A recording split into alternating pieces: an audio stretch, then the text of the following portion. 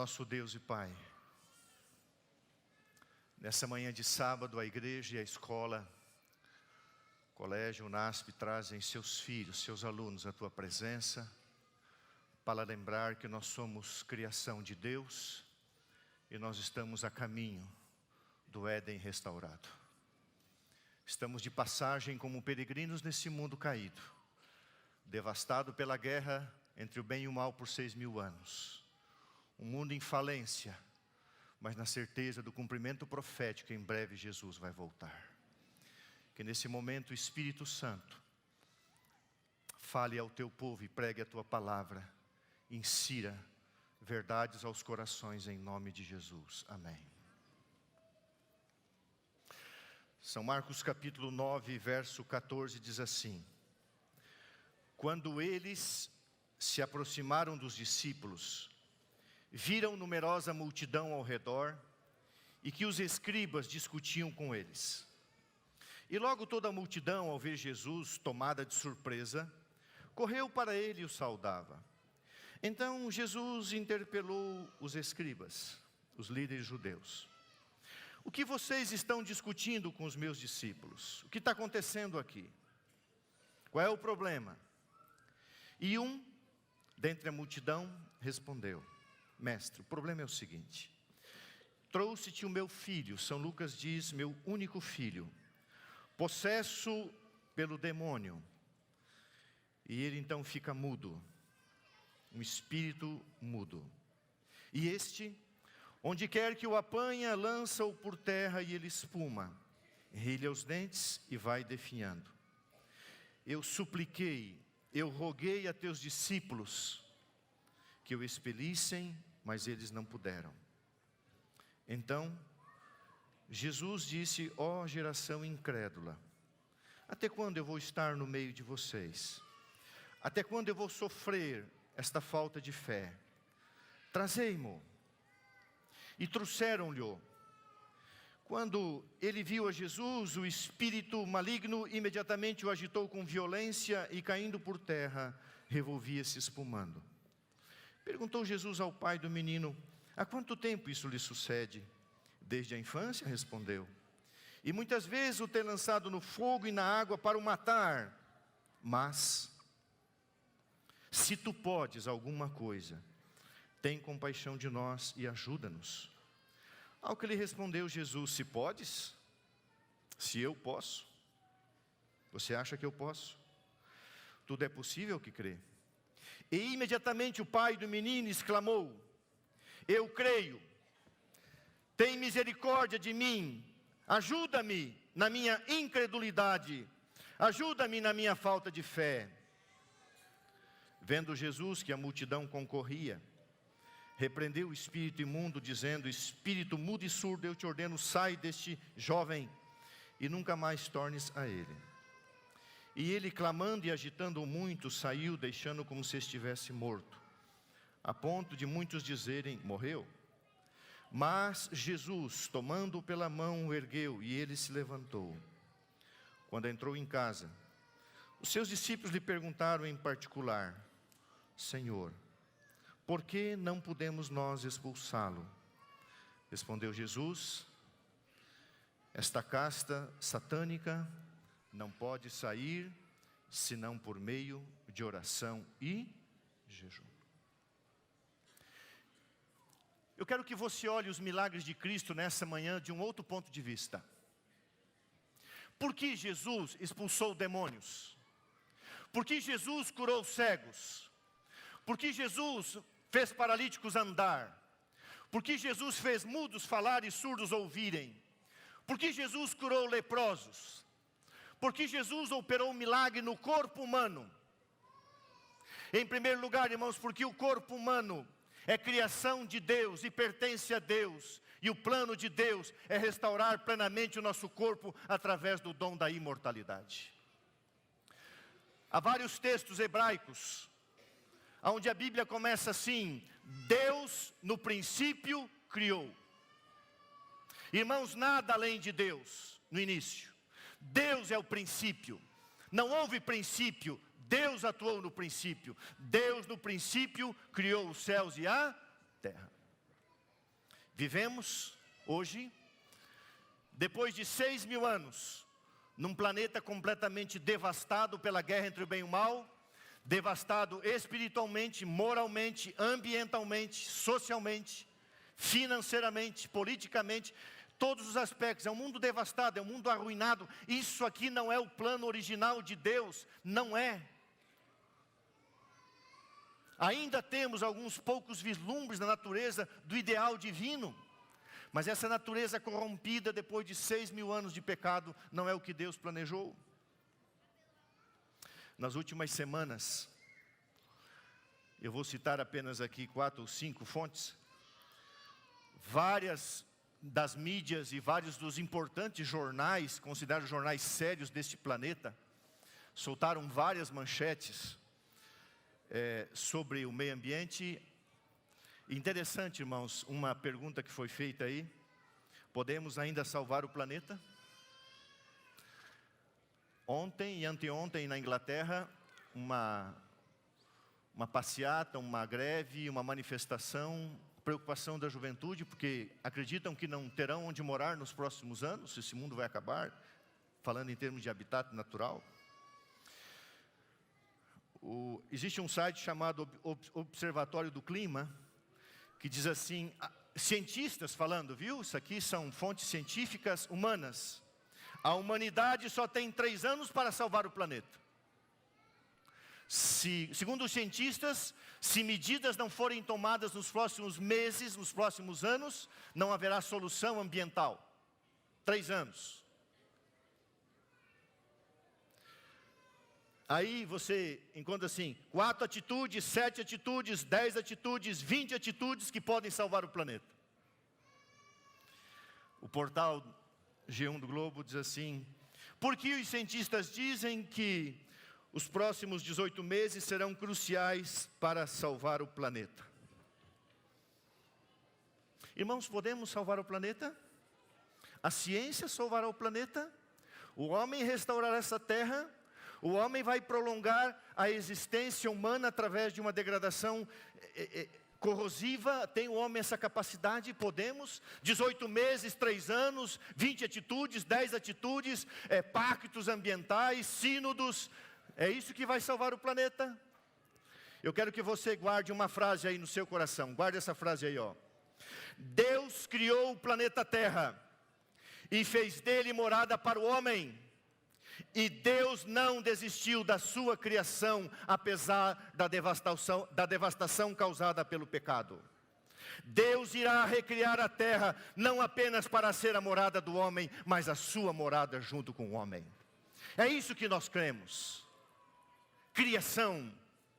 A criação primária de Deus não tem solução. Não é o homem, não é a ciência, não são reuniões de líderes políticos e mundiais. Não, irmãos, Jesus vai voltar e a terra que Ele criou para você e eu morarmos, Ele vai recriar para ser a sua morada com você e comigo. Essa é a nossa esperança. Apocalipse diz assim: eis que faço nova todas as coisas. Aquilo que o homem jamais poderá fazer, Deus fará pelo homem e para o homem. Nada do que ele fez deixará de refazer. Do nada Deus fez tudo, e das ruínas, da miséria, após o milênio, Ele fará a recriação, e Ele fará de novo aquilo que Ele já fez. Nós vamos nos deter um pouquinho daqui a pouco nesse texto que eu li. Mas irmãos, o plano de Deus irmãos, por quê? Porque Jesus, Ele operou milagres em diversos aspectos do corpo humano. Isso era um recado de Deus. Porque Jesus curou um cego? Porque o cego voltará a ver. Porque Jesus curou um mudo? Porque o mudo voltará a falar. Jesus estava dizendo: eu criei você, o pecado degradou você, e eu vou dar uma amostra do que eu posso fazer. Aquilo que o diabo destruiu, eu vou refazer. Logicamente aquelas pessoas morreram, mas aquilo era uma amostra, aquilo era um recado de Deus dizendo: no fim, todas as coisas serão restauradas. O surdo voltará a ouvir, o paraplégico, o tetraplégico, o paralítico voltará a andar. As doenças incuráveis terão definitiva solução. Jesus cura uma mulher com fluxo ininterrupto sanguíneo, 12 anos. As doenças incuráveis terão solução. Os aleijados da sociedade, como os leprosos figurados na Bíblia, voltarão à sociedade. Eu sei que muitos irmãos queridos estão doentes, alguns em hospitais, alguns idosos, não poderão vir à igreja. Eu quero falar para você. Você que é membro desta igreja ou de qualquer outra igreja e não pode estar vindo na igreja por causa da sua dor, da sua doença, da sua limitação. Um dia você irá na igreja em Jerusalém Celestial. As tuas limitações terminarão, a tua velhice terminará, a tua doença Deus vai tirar. E eu quero usar como exemplo aqui meu querido irmão e amigo Giacomo Molina, que está assistindo. Giacomo, você não pode andar, seus pés estão inchados, você não pode vir à igreja, Giacomo. Mas um dia você vai correr pelo espaço que Jesus te dará no jardim do Éden. Logo você estará na cidade celestial.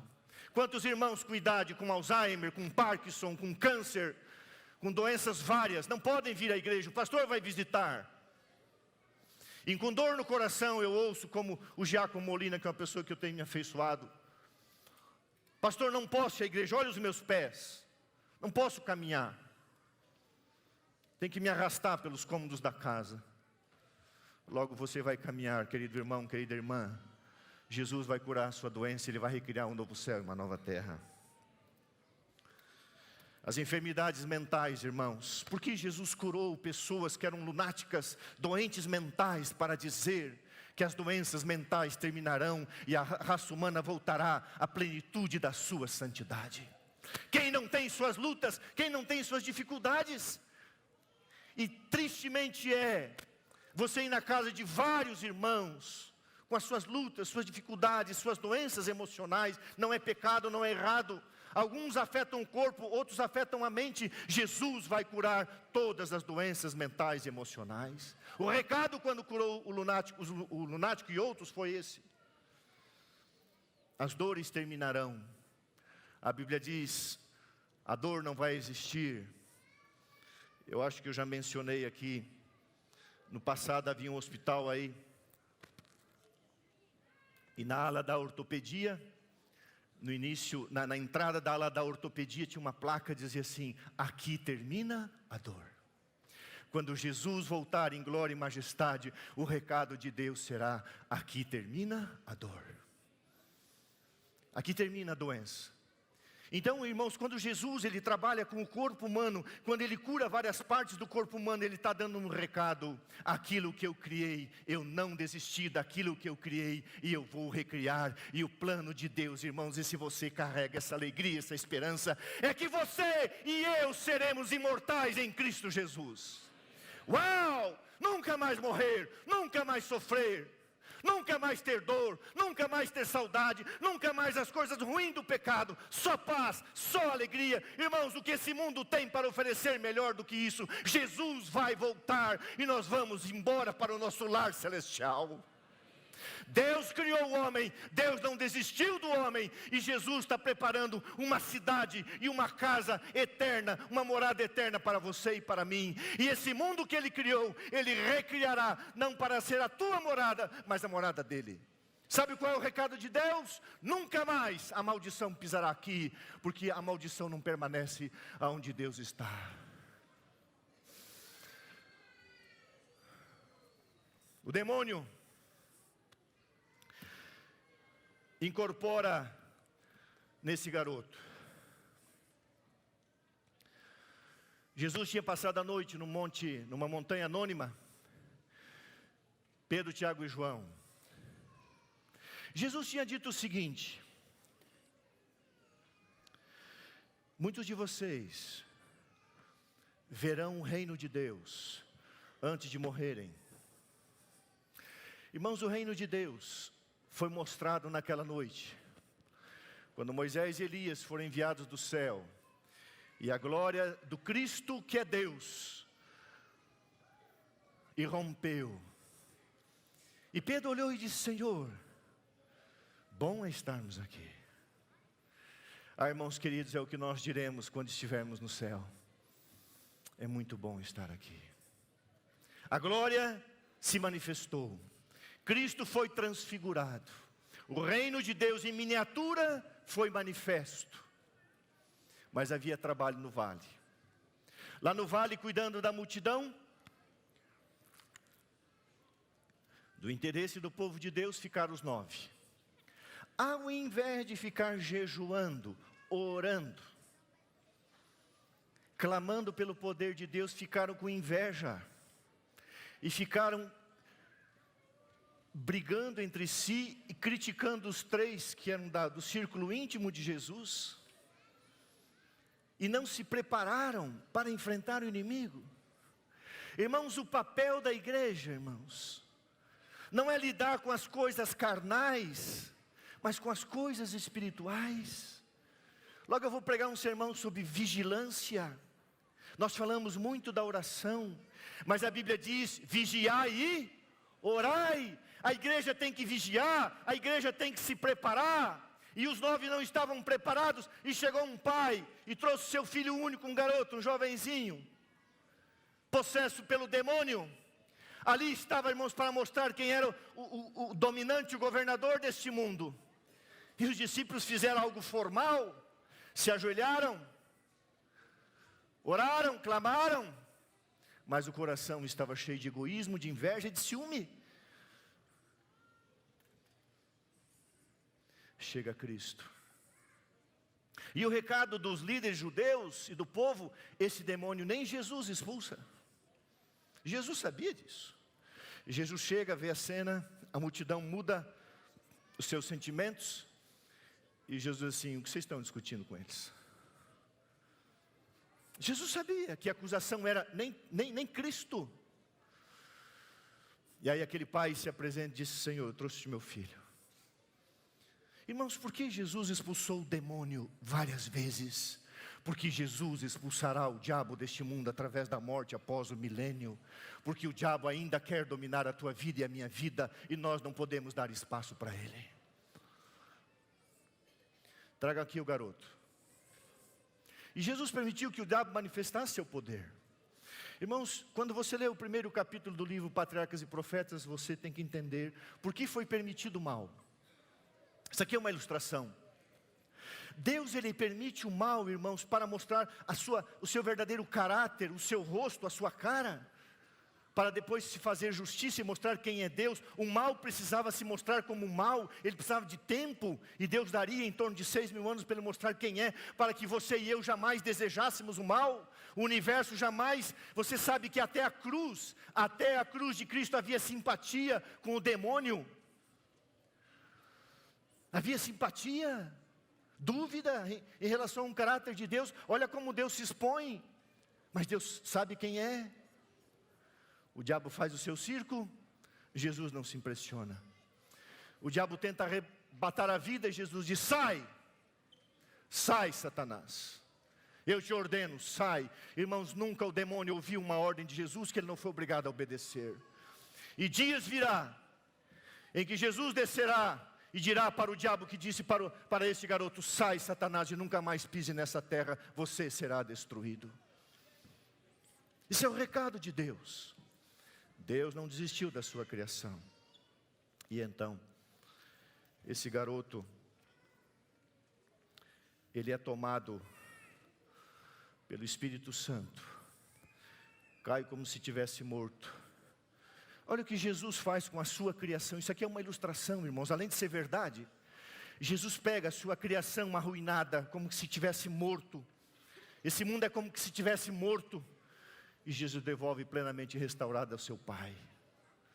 É isso que Jesus fará com este mundo.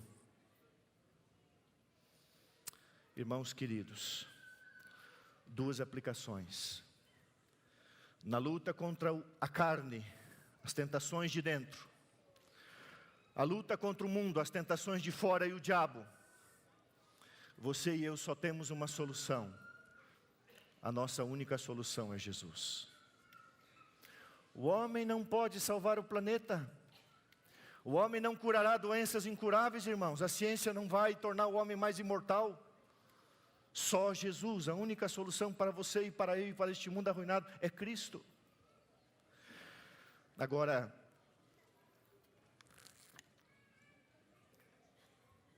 coloque os seus olhos no verso 24. Quero terminar com isso aqui. Diz assim, verso 23 e 24. 22. Muitas vezes o ter lançado no fogo e na água para o matar. Mas, se tu podes alguma coisa, tem compaixão de nós e ajuda-nos. Jesus respondeu, se podes, tudo é possível que crê. E imediatamente o pai do menino exclamou com lágrimas, Senhor, eu creio, mas ajuda-me na minha falta de fé. Irmãos, a Bíblia diz assim, sem fé é impossível agradar a Deus. Todavia tem uma coisa na Bíblia, irmãos. Por causa do amor de Deus, que Deus aceita no lugar da sua fé, momentaneamente. Tá? Eu vou ler o que é. Olha o que está escrito. Que essas almas,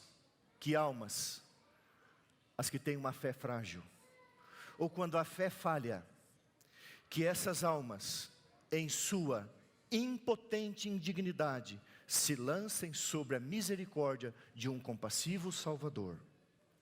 Lançai-vos a seus pés com o clamor, ajuda-me na minha falta de fé. Não podeis perecer nunca, enquanto assim fizerdes.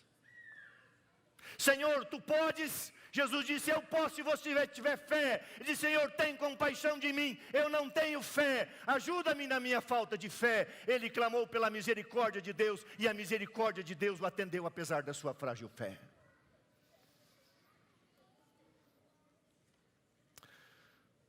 Você já orou alguma vez e sentiu que não tinha fé? Você já percebeu que em algum momento da sua vida a fé falhou? Eu já preguei algumas vezes, eu gosto muito desse tema, a compaixão de Deus. Aquele homem, irmãos, não tinha a fé que Jesus gostaria que ele tivesse. Aquele homem não teve a fé do cego de Jericó. Aquele homem não teve a fé da mulher que apenas quis tocar na orla da sua veste. Aquele homem não tivera a fé do centurião que disse, manda uma palavra. Aquele homem não tivera a fé da mãe que pediu a cura para a sua filhinha e disse, me dá as migalhas. Ela não era judia. Esse homem não tinha uma fé correspondente à altura da necessidade. Mas quando ele viu que faltava fé, ele viu no rosto de Jesus compaixão. E ele diz, tem compaixão de nós, de mim e do meu filho. Ajuda-me na minha falta de fé. Irmãos, até onde Deus vai? Até onde Deus vai para recuperar o homem? Até onde Deus vai? Às vezes a tua fé não é a fé que Deus espera. Se você for sincero e se lançar diante da compaixão de Deus, Deus vai fortalecer a sua fé.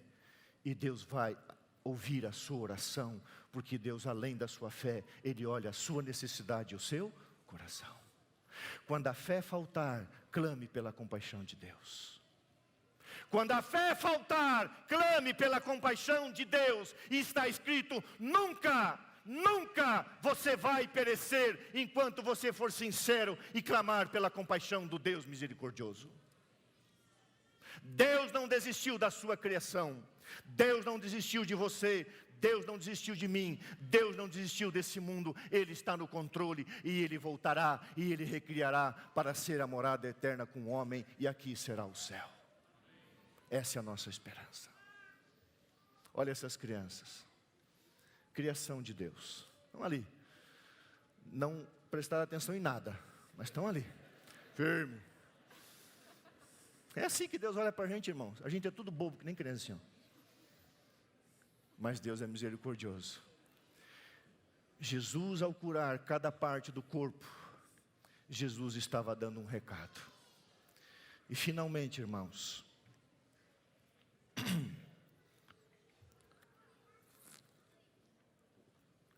Jesus culmina os seus atos poderosos através do milagre, os seus atos milagrosos, ao fazer aquilo que é o seu maior sonho fazer, do meu ponto de vista. O maior sonho de Deus, além de encontrar uma igreja pronta para subir para o céu, o maior sonho de Deus é ressuscitar os seus filhos a partir de Adão. E assim como Ele ressuscitou Lázaro, assim como Ele ressuscitou o filho da viúva de Naim, assim como Ele ressuscitou a filha de Jairo, Jesus voltará e os mortos voltarão à vida, porque Ele tem o poder da ressurreição. Ele expulsou o diabo para dizer: o diabo será expulso, eu não tenho nada com ele. A morte será vencida, a morte será destruída, a morte será matada. Jesus tem poder sobre a morte, Jesus tem controle sobre a natureza, Jesus tem controle sobre as doenças, Jesus tem controle sobre tudo e sobre todos. Ele não desistiu da sua criação, a sua criação está ainda nas suas mãos, e Ele recriará, e nós acreditamos no novo céu e numa nova terra. O que é a vida aqui, irmãos? A vida aqui é uma passagem para o portão do céu ou para o portão da morte eterna. Qual portão você quer entrar? Ontem, conversando com a minha filha menor, fazíamos o pôr do sol, ela vai chegar daqui a pouco.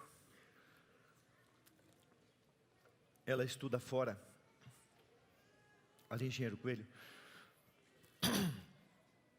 Na hora do pôr do sol, eu virei para ela assim: filha, tem 22 anos, como está a sua vida com Deus? Ela olhou bem nos meus olhos e falou assim: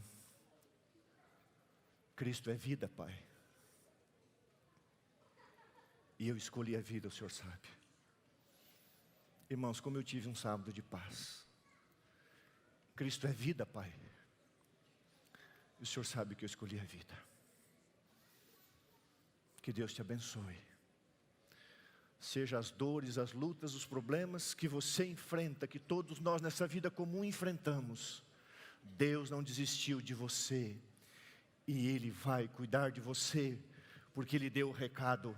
E se a morte vier, não importa, nós iremos dormir em Cristo Jesus e com Ele seremos levantados. Nada, nada, nada, Paulo diz, nada, nada, nada, nem o demônio, nem a morte, nada nos separará do amor de Deus que está em Cristo. Se a fé faltar, clame pela... Fala para mim, igreja, se a fé faltar, clame. Tem misericórdia de mim, ajuda-me na minha falta de fé. Não desista, irmãos. Não desista, porque Deus não desistiu de você. Que Deus te abençoe. Amém.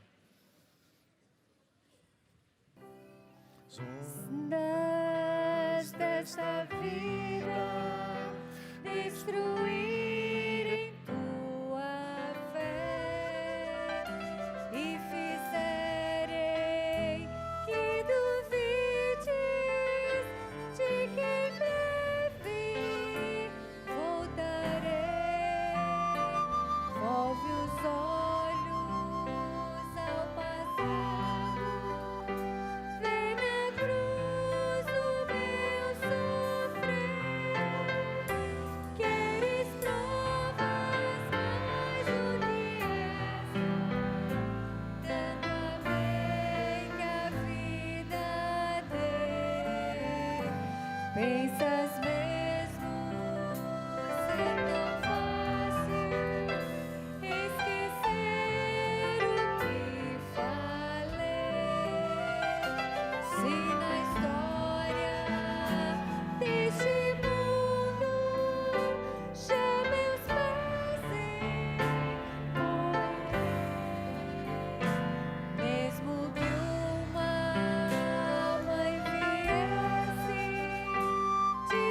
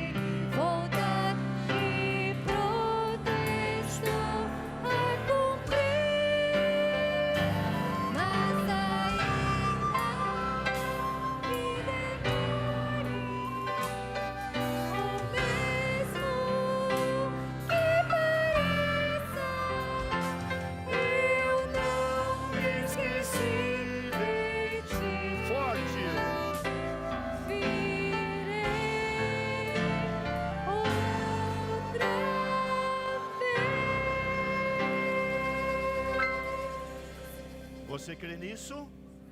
Você crê nisso? Obrigado, Senhor. Porque depois de 6 dias de criação, o Senhor viu que tudo era muito bom. O Senhor se ajoelhou, pegou o pó da tua criação e nos fez. Uma capacidade de agir e pensar. Um aspecto físico semelhante também.